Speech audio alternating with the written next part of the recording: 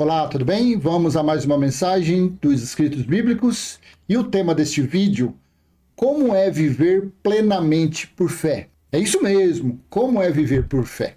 É o tema desse vídeo.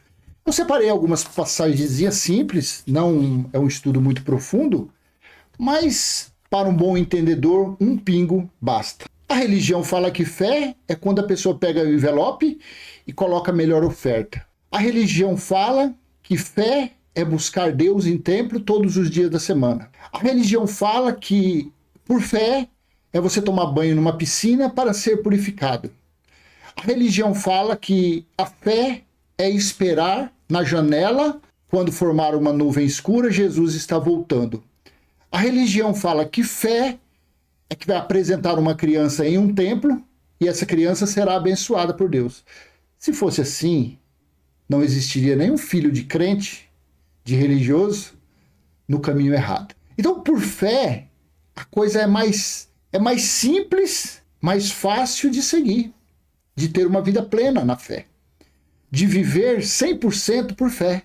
A coisa mais fácil do mundo é isso, mas que a religião complica, que a religião tem colocado pedras no caminho dos fiéis para os atrapalhar de viver por fé. E assim, os religiosos vivem de obras. Vivem praticando obras. Obras essas mortas. Obras essas de trevas. Obras essas de maldição. Porque assim Paulo disse em Gálatas 3,10, todos aqueles que estão na lei estão debaixo de maldição. Assim disse Paulo em Gálatas capítulo 4, versículo 4 e 5. Cristo resgatou, porque lá está, Cristo nos resgatou. Não, nós não, que nós nascemos depois do ano 70. Cristo resgatou os que estavam antes da cruz para não mais praticar obras do legalismo mosaico. Mas a religião diz que fé é você cumprir voto. A fé é você demonstrar, você viver Tiago, porque Tiago falou, a fé sem obras é morta. Só que a religião também não ensina os seus fiéis que o livro de Tiago, se você colocar lá, no capítulo 1, versículo 1 e 2, Tiago escreveu para os israelitas. Tiago não escreveu para o povo gentil. Tiago escreveu para o povo de Israel. Pedro escreveu para os dispersos, os israelitas dispersos, para o israelita. A Bíblia foi escrita de judeu para judeu. Então, como você vai viver nessa fé, por obras? Não. Paulo disse em Romanos que se Abraão teve alguma coisa para se engrandecer, para se crescer, para se sentir alguma coisa, foi por obra, por fé, não por obra. Porque ele não consumou a obra. Ele levantou o cutelo, mas Deus falou, não precisa sacrificar Isaac. Então foi a fé. Ele foi justificado por fé. Nós somos filhos da promessa que Deus fez a Abraão. O povo da fé. Assim somos nós. Por isso que o entendimento dele nos alcançou. O entendimento dele tem alcançado milhares. Logo serão milhões. E logo serão bilhões. E logo a terra conhecerá o verdadeiro Deus. Logo, logo. Assim é a minha fé. Logo, logo o mundo conhecerá o verdadeiro Deus. Não o Deus Mamon. Não o Deus da religião. Não o Deus do escambo. Não o Deus da troca. Não o Deus que pesa a mão. Não o Deus que só retribui se a pessoa der alguma coisa. Não, esse é o Deus Mamon, esse é o Deus da religião, é o Deus do mundo. O Deus da humanidade chama-se Mamon, aquele deusinho que a fotografiazinha está numa nota de real, de dólar, de euro, de libras esterlinas. Esse é o Deus Mamon, Deus com D minúsculo. Só falta você agora começar a jejuar e orar e levantar de madrugada para queimar esse Deus Mamon. Isso é uma figura. É uma parábola, é uma metáfora. Esse Deus não existe, materialmente falando, ou espiritualmente falando. Então vamos à leitura do que é fé. Assim disse o escritor de Hebreus, que eu particularmente acredito que foi Apolo, o escritor, no capítulo 11, versículo 1. Ora, a fé é a certeza de coisas que se esperam, a convicção de fatos que não se veem. A fé é a certeza de coisas que esperam. Então, a fé que eu tenho é que Deus habita em mim. A fé que eu tenho é que o tabernáculo espiritual de Deus está em mim. Mas você está vendo ele? Não, mas eu vivo por fé. Eu vivo por fé. E a convicção de fatos que não se veem. Então eu tenho essa convicção. Eu tenho essa convicção que o tabernáculo de Deus, a Nova Jerusalém espiritual, está aí no seu espírito. Eu creio nisso aqui. E assim eu vou mostrar alguns exemplos que pelo menos eu creio, não sei você. O batismo. O batismo. A religião fala que o batismo deve ser em uma piscina. No catolicismo, o batismo é uma criancinha ser jogadinha em água. Em outro lugar é aspergir água. Então a religião acha que batismo é usar a H2O. Mas como eu vivo por fé, eu acredito na fé.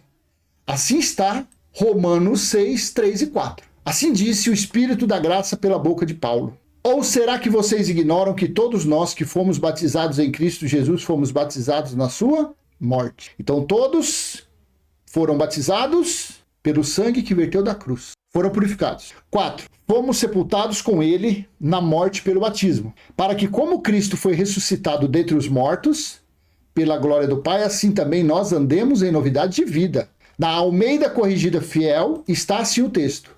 Ou não sabeis que todos quantos fomos batizados em Jesus Cristo, fomos batizados na sua morte? De sorte que fomos sepultados com ele pelo batismo na morte. Aqui é mais claro ainda. De sorte que fomos sepultados com ele pelo batismo na morte, não o batismo de João Batista. De sorte que fomos sepultados com ele pelo batismo na morte, para que como Cristo foi ressuscitado dentre os mortos, pela glória do Pai, assim andemos nós também em novidade de vida. Então a minha fé, eu não preciso tomar banho em uma piscina para ser purificada. Eu não preciso passar pelas águas batismais ou levar um recém-nascido, um neto, um filho, um recém-nascido, um mês, 2 meses numa religião católica para jogar água na cabeça. Não, porque todos, isso eu estou falando na segunda fase do Evangelho, porque teve a primeira fase, Jesus de Nazaré, Paulo, e o Evangelho eterno, que é a escatologia consumada. Eu estou falando da segunda fase do Evangelho. Então o batismo foi na morte de cruz. Tanto que lá em Atos, eu não separei, mas em Atos, deixa eu colocar. Depois você leia o contexto, Atos 10, 13, Atos 10, 15, Atos 10, 15. A segunda vez lhe disse a voz, não faças tu comum ao que Deus purificou. Porque Pedro não queria matar daqueles animais, porque ele falou que nunca tinha comido animal impuro. Aquela voz falou, a voz de Deus, eu creio, disse a ele, não torne impuro aquilo que foi purificado. E foi purificado pelo quê? Pela água da piscina do castelo de Cornélio? Pela água do Rio Jordão? Não, foi purificado pelo sangue. Todos foram purificados na morte. Todos. Todos que nasceram depois da cruz. Todos. Então isso é viver por fé. É crer no batismo, na morte. A pessoa que crê no batismo nas águas, essa pessoa, ela é uma cópia de judeu. Ela é pessoa incrédula. Ela é um judeu, um fariseu. Ela não é uma pessoa que vive por fé. E os religiosos são fariseus, têm seus costumes farisaicos aflorados na sua mente. O jejum, como eu vivo por fé, eu acredito nessa palavra. Lucas 5, 33 ao 35. Disseram-lhe então eles, por que jejuam os discípulos de João muitas vezes e fazem orações, como também o dos fariseus, mas os teus comem e bebem? Então questionaram Jesus falando, por que os discípulos de João e o dos fariseus, aqueles que condenaram, que sentenciaram Jesus, o qual a religião segue, porque a religião segue os costumes farisaicos, jejuam e fazem orações. Foram questionar Jesus. Por que todos eles fazem jejum e oração e os seus ficam aí, come, bebe, não faz oração, fica tudo de alevonte. Versículo 34. E ele lhes disse, podeis fazer jejuar os filhos das bodas enquanto o esposo está com eles? Dias virão, porém, em que o esposo lhe será tirado, e então, preste atenção, você que é um fariseu, você que fica jejuando, presta atenção, naqueles dias jejuarão. Você consegue, você tem noção de contextualização, de verbalização, de tempo, de advérbio, de pronome, você consegue? O que estava falando Yeshua? Jesus de Nazaré, Yahushua. Somente naqueles dias, quando o esposo fosse tirado. Quem foi esse esposo tirado? Foi ele. Então, quando ele fosse tirado na quinta-feira à tarde, e ele ressuscitou no domingo, para dar 3 dias e 3 noites, então naqueles dias eles jejuariam. Somente naqueles 3 dias. Porque depois ele voltou como esposo. Não acabou o jejum. Então eu, por viver por fé, pleno na fé, eu creio nisso daqui. Por isso que eu não faço jejum. Por isso que eu não anuncio, não oriento ninguém a fazer jejum. Porque é uma obra morta. Porque o jejum era... Aqui nós estamos num tempo de lei. Jesus de Nazaré veio para cumprir a lei. Mas em Lucas 24 ele falou: era necessário que se cumprisse tudo a meu respeito, pelos profetas, pela lei e pelos salmos. Se cumpriu tudo a respeito dele. E a respeito do juízo se cumpriu no ano 70 desse. A volta de Jesus, como eu vivo pleno na fé, eu creio que Jesus voltou. Por que você crê? Claro, eu tenho inúmeros vídeos por aí que falam, gravados, que falam a respeito dele. Mas como eu estou falando assuntos pontuais, eu creio nessa palavra. Mateus 24, 34. As coisas que precederam, que está antes aqui, e as coisas que depois foi falando, foi a respeito da volta dele. E ele disse assim, no versículo 34, em verdade vos digo que não passará essa geração sem que todas essas coisas aconteçam. O que significa todas? Ia sobrar alguma coisinha? Ia sobrar o que está no versículo 14? O evangelho deveria ser pregado? Não. Se cumpriu tudo. A queda do templo, lá no versículo 2, 3, se cumpriu todas as coisas. Mas quando? Naquela geração. E por que Jesus falou que naquela geração, uma geração aqui, 70 anos? Não me pergunte se hoje geração é 70 anos. Eu acredito que seja 70 anos, uma geração. Porque assim, em Daniel, capítulo 9, que fala sobre as 70 semanas de Daniel, não sei se é no versículo 24, 70 semanas vezes 7, por isso que essa geração, 70 anos. 70 gerações vezes 7 dá 490 anos. O período de silêncio entre Malaquias e a vinda de Jesus foi 420 anos. Com mais 70 anos da geração, que eu vou ler em Daniel agora, deu os 490 anos. Então, em verdade vos digo que não passará essa geração sem que todas essas coisas aconteçam. Como eu vivo por fé, eu acredito que essa geração findou lá no ano 70 DC, quando general Tito cercou Jerusalém com o exército romano, derrubou 3/4 da cidade de Jerusalém e sobrou dos alicerces, nem os alicerces do templo sobrou, foi totalmente destruído. Foi quando aconteceu o juízo. E Jesus tirou de onde para falar essa profecia? De Daniel 9:2. Porque eu creio nos escritos e assim está escrito. No primeiro ano do seu reinado, eu, Daniel, entendi pelos livros que o número de anos de que falara o Senhor ao profeta Jeremias, capítulo 25 e capítulo 29, em que haviam de cumprir-se as desolações de Jerusalém, era 70 anos. 70 anos. Então Jesus falou, em verdade vos digo que não passará essa geração. Daniel falou, então eu entendi, cumprir-se as desolações, era 70 anos. Então Jesus voltou no ano 70 DC. E assim se cumpriu lá em Daniel 9:24. 70 semanas estão determinadas sobre o teu povo. Quem era o povo de Deus que foi escolhido? Os judeus. E sobre a tua santa cidade. Quem era? O que era a santa cidade? Não era Jerusalém? Para cessar a transgressão, para dar fim aos pecados. O que era o símbolo do pecado? O templo. Porque pecados eram as transgressões das leis mosaicas. Quem transgrediu os 613 itens das leis era um pecador. 1 João 3:4. E a religião fala que uma pessoa que fuma é um pecador. Não, é um transgressor. Uma prostituta é uma pecadora. Não, ela está transgredindo, ela está com a sua carne ativada. Assim é. Um líder religioso que usa a Bíblia para falar que dízimo é dinheiro é um mentiroso. Ele está falando pela carne dele. E para dar fim aos pecados, para expiar a iniquidade e trazer justiça eterna. Então, nas 70 semanas, ele trouxe a justiça eterna.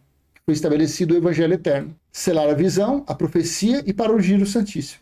Eu acredito nisso porque eu vivo por fé. O juízo final. Por que eu acredito que o juízo final já chegou? Porque assim está em Apocalipse, capítulo 1, versículo 10.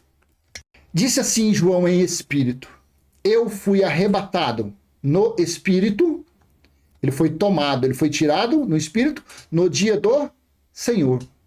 E ouvi de trás de mim uma grande voz como de trombeta. O que significou o dia do Senhor? A religião, pelas Bíblias de estudo, pega lá o rodapé, fala que o dia do Senhor era domingo ou sábado. Mentira. Domingo, como está em Atos e Coríntios, era o primeiro dia da semana, simples assim. Nunca falou que o primeiro dia da semana era o dia do Senhor. Em nenhum lugar da Bíblia tem. Paulo se reunia no primeiro dia da semana para fazer a coleta das contribuições para enviar aos pobres em Jerusalém. Não para os líderes religiosos, aos pobres, no primeiro dia da semana. Então, o dia. Então, João, eu fui arrebatado no dia do Senhor. O que foi esse dia do Senhor? O profeta Amós, diversas partes fala. Isaías 13, Malaquias 4, Sofonias, Lamentações, diversos. Eu peguei só Amós, 5, 18 ao 20. Ai daqueles que desejam o dia do Senhor. Para que quereis vós este dia do Senhor? Será de trevas e não de luz. É como um homem fugisse de diante do leão e encontrasse com ele o urso. Ou como se entrando numa casa, a sua mão encostasse na parede e fosse mordido por uma cobra. Não será, pois, o dia do Senhor trevas e não luz e escuridão sem que haja resplendor? Pronto. Eu vivo por fé, eu creio. Deus tem dado esse entendimento pleno na minha mente. Pleno. Se você é um religioso, se você não é, claro que você não vai entender que você está nas trevas, você é escravo da religião, você espera Jesus voltar, vocês não vivem por fé, você vive por obras, como eu vivo por fé, Deus tem dado esse entendimento. Perfeitinho. Então o dia do Senhor foi o quê? O juízo de Deus que chegou. Por isso que Jesus, em espírito, o Cristo ressuscitado, falou para ele, que dizia, eu sou o alfa e o ômega. Quem era o alfa e o ômega? O princípio derradeiro. E o que vês, o que você estiver vendo, João, escreve num livro e envia 7 igrejas que estão na Ásia, Éfeso e Esmirna. Por isso que a Bíblia, o livro de Apocalipse é um livro enigmático. Só entende aqueles que o Espírito de Deus dá o entendimento. Outra pessoa carnal não consegue entender esse livro. Da mesma forma, somente os irmãos que estavam se reuniam como igreja lá na Ásia, esses daqui, o Espírito Santo deu o entendimento para eles. Mesma forma. Mesmo que aconteceu naqueles dias, tenha acontecido nos dias de hoje. Ah, você não crê? Claro que você não crê. Você é um fariseu, você vive de obras. Do capítulo 1 ao capítulo 22, eu leio todo o Apocalipse e, graças a Deus, ele está se transformando num livro de receita de bolo de chuva. Olha que coisa... Para e pensa. Olha que coisa... Não tem preço isso. Eu tô com 55 anos, eu vim entender o livro de Apocalipse tem uns 4, 5 anos atrás que eu tô começando a tatear ele. E cada dia que passa, está sendo mais pleno esse entendimento. Sem precisar consultar livro de reverendo, escrito de homem nenhum. Porque a Bíblia é a palavra de Deus. Na Bíblia, ela se explica. Ela mesma se explica. E mais um fato.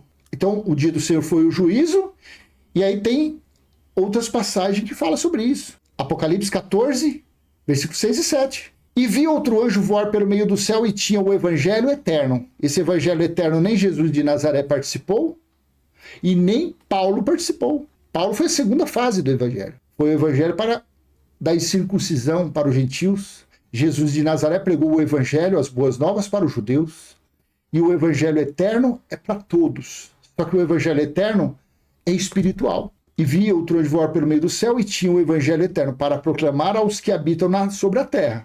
E a toda nação, tribo, língua e povo. Ou seja, aqui os gentios estavam plenamente. Todos os povos na terra estão sob o evangelho eterno, só que não sabem. 7. Dizendo com grande voz, temei a Deus e dai-lhe glória, porque é vinda a hora. O que significa é vinda? Chegou a hora do seu juízo. E adorai aquele que fez o céu, a terra, o mar e as fontes das águas. Como eu vivo pleno pela fé, isso daqui foi o juízo de Deus. Aconteceu. Estava em curso o juízo.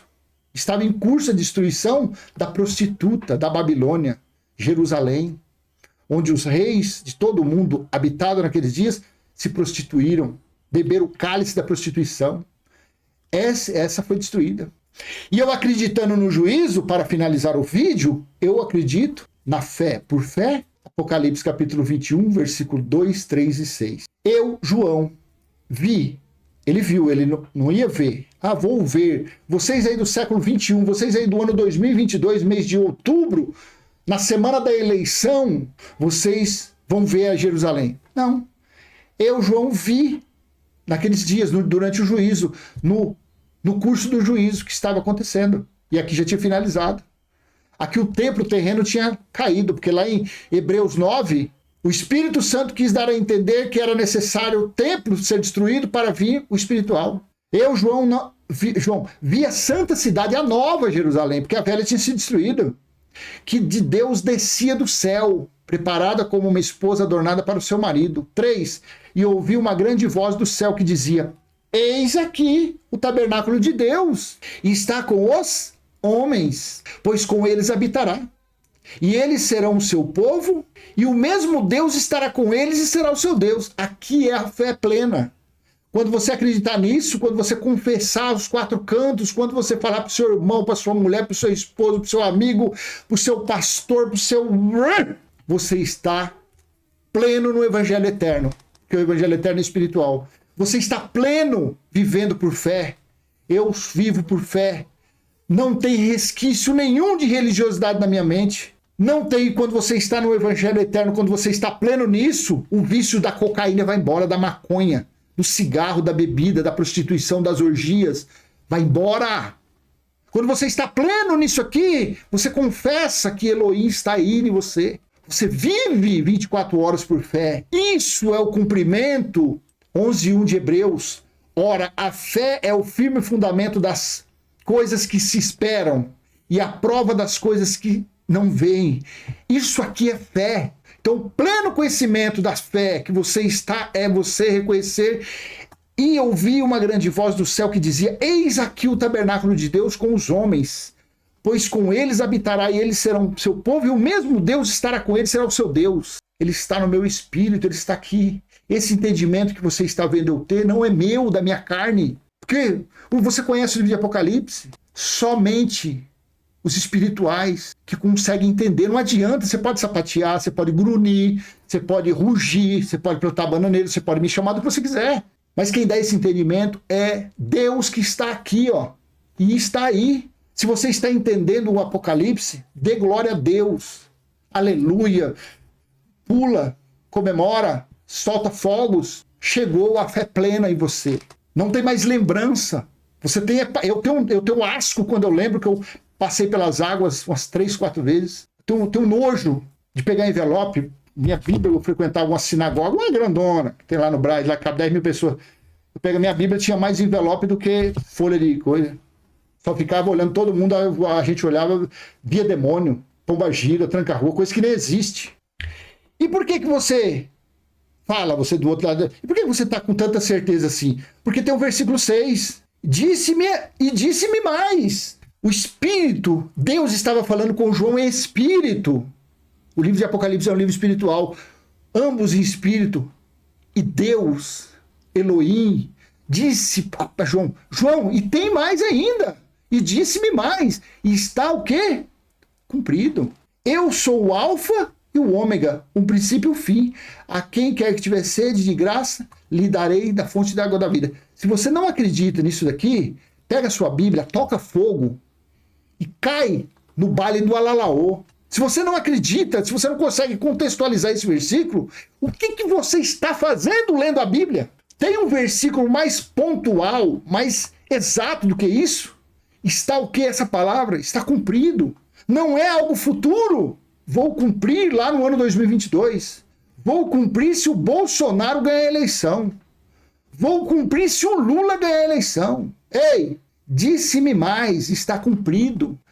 Isso é estar pleno na fé. Esta é a minha conclusão desta leitura, deste vídeo. A conclusão, o TCC desse trabalho aqui, é o quê? Deus em nós, não mais no terceiro céu, não mais em outra morada. Deus está em nosso espírito e o nosso espírito é o local onde ele estabeleceu a Nova Jerusalém espiritual. E nessa Nova Jerusalém espiritual, ele estabeleceu o seu tabernáculo e é onde ele faz morada. Em todos eu creio. Você conhecer uma pessoa que ela tem o mínimo que seja de compaixão, de amor, de sentimento por outro, essa pessoa é morada no Espírito de Deus. Aí você vem falar, mas e o que matou 50 pessoas? Ele ama? Ele tem compaixão? Ele praticou todas aquelas mortes pela natureza da sua carne. Você frequentou religião ou você frequenta? Quantos testemunhos você viu falando lá na sua sinagoga? Quantos testemunhos? Fulana era uma prostituta, se converteu, mudou. A pessoa era um ladrão, um assaltante, mudou. Tem uns que mudam e largou a metralhadora e pega a Bíblia, né? Para roubar, mas aí é enganando. É mentira, falando que dízimo é dinheiro, falando que voto tem que se cumprir. Isso aí é engano, isso é obra da carne. Quantas pessoas você viu falando? Fulano era assim, se converteu e mudou. Claro. Você sabe quem é o Hitler? Eu não estudei ainda ele, eu não sei. Mas mais ou menos umas olhadinhas. Sabe quem foi o Hitler? O Hitler foi de família religiosa. O Hitler se converteu a uma religião na Alemanha e ele virou um supremacista, não sei como faz isso. E daí foi. Mas na verdade Hitler ele foi um instrumento na mão de Deus. Você conhece a história do general Tito? Você conhece a história do ano 70, quando Jerusalém foi sitiada, foi cercada pelo exército romano? Que ocorreu no mês de julho de 69. Eu falo isso porque eu vivo por fé. E assim está em Ezequiel capítulo 4 e Ezequiel 5. O tempo de cerco a Jerusalém durou 390 dias. No ano 69, mês de julho, e esse cerco durou 13 meses. Sabe quem foi? Contra quem foi aquele castigo no ano 70 DC? Contra os judeus. E os judeus, mesmo tendo conhecimento desse castigo, os judeus continuaram, séculos a fio, dizendo que o Messias ainda não tinha vindo. Os judeus, nos dias de hoje, dizem que o Messias não veio. Como tem inúmeros canais no YouTube aí, uns ditos doutores, uns ditos não sei o quê, que diz que Jesus foi uma invenção da Igreja Católica, da Igreja Católica, não, do templo católico, da religião católica, eles falam. Mas a Bíblia fala em Isaías de Yeshua. A Bíblia, nos livros dos profetas, falou dele. Nos Salmos falou dele. Mas tem uns doutores aí que falam que Jesus é uma invenção. Então, da mesma forma que os judeus sofreram a punição, eles continuaram negando a vinda do Messias, aí vem um tal de um sujeito aí, Hitler. E o que aconteceu? 6 milhões de judeus mortos. É uma coincidência? Por que o Hitler não matou africanos? Vamos colocar aqui, porque Hitler era alemão, era branco, não tem o racismo. E olha que ano, se hoje em dia existe o racismo, imagine os dias de Hitler. Por que não foram a nação africana? Por que não foi a nação da América do Sul? Por que não foram os japoneses, que destoam um pouco da... Não, foi justamente os judeus. 6 milhões de judeus. A guerra na Ucrânia, o presidente lá é mesmo o quê mesmo? É mesmo o quê? Judeu? Olha o estrago que a Rússia está fazendo. Você pode até falar, não, isso é uma coincidência.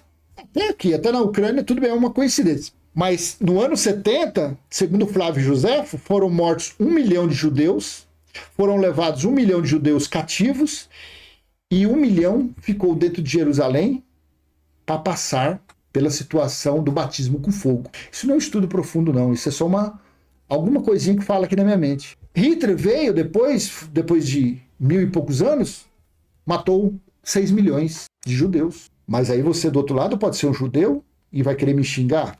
Veja, eu não estou assinando, eu não sou o dono da verdade. Eu apenas estou fazendo comparações. No ano 70, os judeus foram castigados. No ano 1939, não sei se foi na Primeira ou na Segunda Guerra Mundial, o que o Hitler fez? 6 milhões de judeus foram mortos. Então, não buscando mais assunto a esse respeito aqui de judeu, não sei, eu vou encerrar esse vídeo e, só repetindo aqui o tema do vídeo, como é viver plenamente por fé? Eu, no meu modo humilde de ver, é dessa forma. É acreditar nos escritos. Se eu não acredito nos escritos, para que então que eu leio? Eu estou falando você, viu? Que fica acreditando nessas ladainhas da religião. Se você não acredita, por que você lê? Por que você discute com quem vive por fé? Então, esse foi a essência desse vídeo. E eu peço a você que venha contribuir a cada dia mais eu sinto que os vídeos estão ficando um pouco mais robusto. Contribua com esse canal, mas não é com dinheiro, não é fazendo Pix. Tem um joinha aí, não esquece não, vai lá e aperta ele, porque quando você dá o likezinho, você aperta ali, o YouTube entende que esse vídeo é interessante e ele manda para mais pessoas. E eu acredito que uma mensagem dessa vai ser útil para milhares de pessoas. Então dá um like, compartilha ele com alguma pessoa que você quer que venha conhecer a escatologia consumada, conhecer o Evangelho Eterno. Compartilhe. Deixa que a pessoa te xinga, não tem nada não. Mas quem sabe, aos pouquinhos ela vai entendendo. Porque assim foi comigo, assim foi com você. De primeira a gente não aceitou, mas ficou. Eu assisti vários vídeos do irmão Geraldo, até um dia que eu comecei a tomar as rédeas e falar, não, agora... E Deus vem dando um entendimento. E se você é novo nesse canal e você achou interessante, se inscreva e ative o sininho e vamos em frente. Até quando o Pai, o nosso Senhor, o nosso Criador, permitir. Tchau, tchau.